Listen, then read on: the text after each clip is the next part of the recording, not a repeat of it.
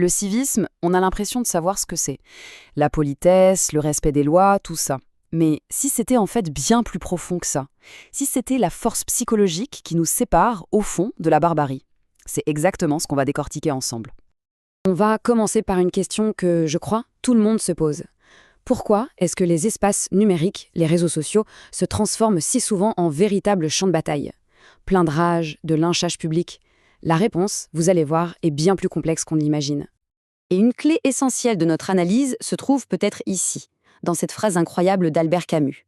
L'idée que la véritable humanité, et donc le civisme, ce n'est pas tant ce qu'on fait, mais plutôt ce qu'on s'empêche de faire. C'est tout l'art de savoir se retenir. Alors, allons-y. Première étape, on va devoir dépasser cette vision un peu superficielle du civisme pour vraiment comprendre sa profondeur psychologique. Bon, voilà la définition qu'on connaît tous, hein. Le civisme, ce serait juste le respect des règles du jeu. Une sorte de vernis social qui nous permet de vivre ensemble sans trop de heurts. C'est la surface des choses, en quelque sorte. Mais là où ça devient vraiment intéressant, c'est avec cette vision beaucoup plus profonde. Ici, le civisme, c'est une compétence interne, presque une défense psychique. Il ne s'agit plus seulement d'obéir à une loi extérieure, mais de la faire sienne, de l'intégrer. Et là, ça change tout. Deuxième point, donc, cet art de se retenir. On va voir comment ce geste, qui peut paraître tout simple, est en fait le pilier de toute notre civilisation. C'est un acte psychologique absolument majeur. Pour comprendre ça, il faut s'intéresser au concept de violence mimétique, développé par l'anthropologue René Girard. C'est notre tendance, quasi instinctive, à répondre à la violence par la violence. Une insulte en appelle une autre, un coup en appelle un autre. C'est un cycle qui peut être sans fin, que ce soit dans les vengeances tribales d'hier ou le cyberharcèlement d'aujourd'hui.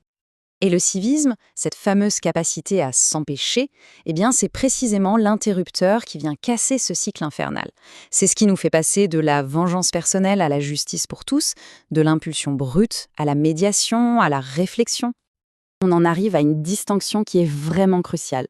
Parce que, en réalité, tous les civismes ne se valent pas.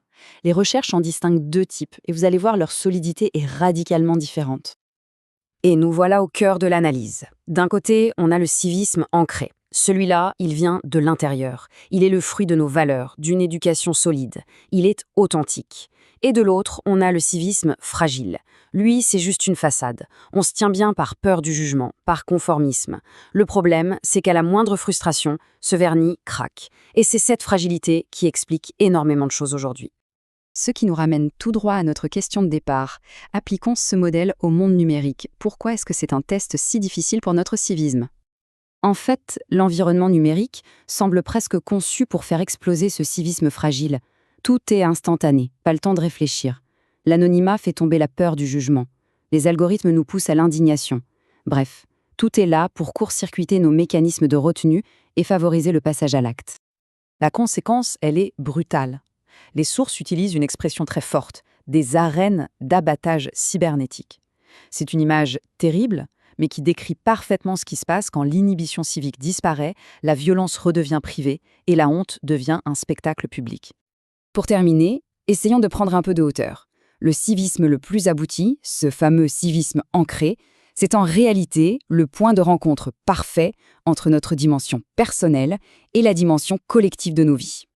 Il faut bien faire la différence entre l'éthique, qui est en quelque sorte notre boussole interne, nos valeurs personnelles, et la morale, qui représente les règles communes du jeu, celles de la société.